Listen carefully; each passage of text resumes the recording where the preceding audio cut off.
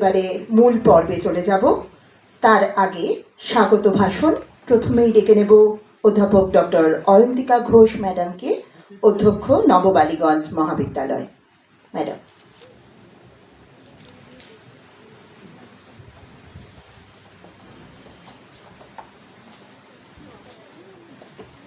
মঞ্চে উপবিষ্ট অধ্যাপক, সম্মাননীয় অধ্যাপক ডক্টর পবিত্র সরকার, সম্মাননীয় অধ্যাপক পল্লব সেনগুপ্ত, অনলাইনে আমাদের সঙ্গে রয়েছেন অধ্যাপক রফিকুল্লাহ খান, মঞ্চে রয়েছেন সম্মাননীয় কল্যাণ চক্রবর্তী মহাশয়, কলকাতা সোসাইটি ফর এশিয়ান স্টাডিজের পক্ষ থেকে রয়েছেন শর্মিষ্ঠা দেবসু, আর আমাদের মাননীয় বিভাগীয় প্রধান ডক্টর সুমিত কুমার দেবনাথ। যারা অনলাইনের মাধ্যমে যুক্ত হয়েছেন তাদের সবাইকে, এবং আমার সামনে যারা বসে আছেন আমার সম্মাননীয় সহকর্মীবৃন্দ এবং ছাত্রছাত্রীরা এবং বিশেষ অতিথিরা, যারা সকলে মিলে আজকের এই আন্তর্জাতিক আলোচনাকে সফল করার জন্য এসেছেন, তাদের সবাইকে স্বাগত জানাই। যতদিন যাচ্ছে তত বেশি প্রাসঙ্গিক হয়ে পড়ছে রবীন্দ্রনাথের রাজনৈতিক দর্শন, সেই সম্পর্কিত ভাবনা। ইতোপূর্বে তার ভাবনা, আয়োজন এবং উদ্যোগে প্রমাণিত হয়েছে দেশের সার্বিক কল্যাণ এবং উন্নতির ইচ্ছে। মানুষ যখন পরিণত বয়স্ক হয় তখন ক্রমাগত সে এগিয়ে যায় তার নির্দিষ্ট ও স্থির লক্ষ্যের দিকে। রবীন্দ্রনাথের বয়স যত বেড়েছে, সেই সময়ের দেশকে যদি আমরা মনে করি, অন্ন, বস্ত্র, পানীয়, শিক্ষা, আরোগ্য সবকিছু প্রয়োজনের অপূর্ণতা তাঁর অনুভবে। কারণ ঔপনিবেশিক ভারতবর্ষ তখন চলছে একটা দায়বিহীন রাষ্ট্র ক্ষমতা।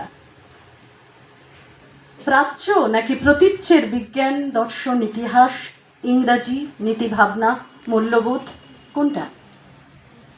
ব্যক্তি স্বতন্ত্র নাকি গণচেতনা? নানান গরমিল চিন্তাভাবনার ওঠা পড়া সবকিছু মিলেই বিশ্লেষণযোগ্য আজকের এই রবীন্দ্রনাথের রাজনৈতিক দর্শন। রাজা কেমন করে হওয়া যায়? রাজা হওয়ার উপায় কি? রাজা হলে কি কি করতে হয়? কত রকম সংকেতে ভরা আছে রবীন্দ্রনাথের লিখনী।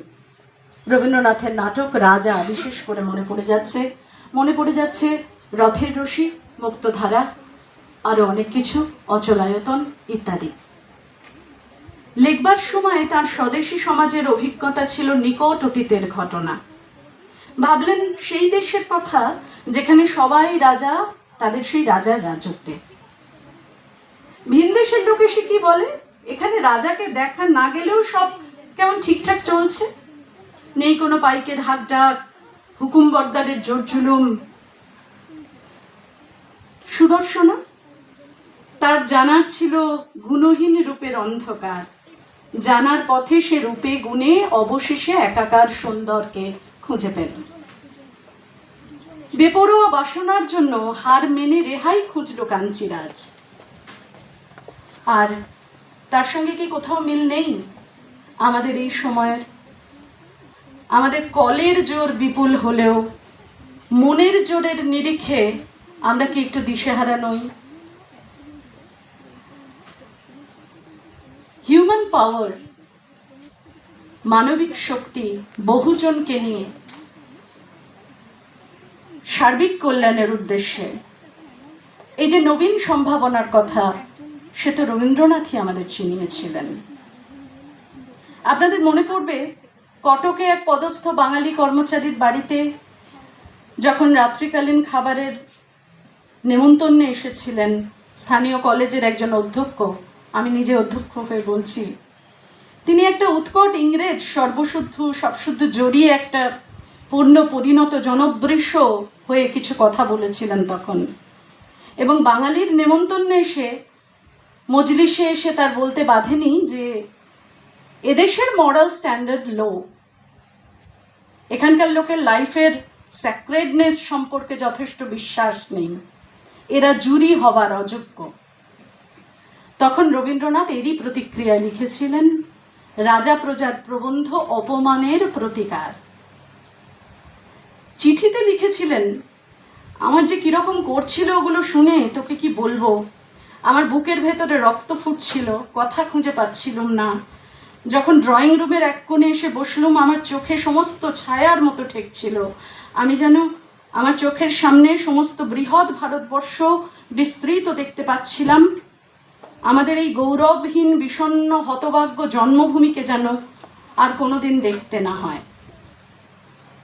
ফলে দেশকে কিভাবে রক্ষা করতে হবে সেই প্রশ্নের উত্তরেই রবীন্দ্রনাথের আজীবন শিক্ষা সংস্কার, সেই প্রশ্নের উত্তরেই রবীন্দ্রনাথের আজীবন পল্লী সঞ্জীবন।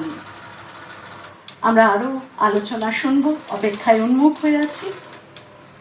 সবাইকে আবারও স্বাগত জানিয়ে নমস্কার।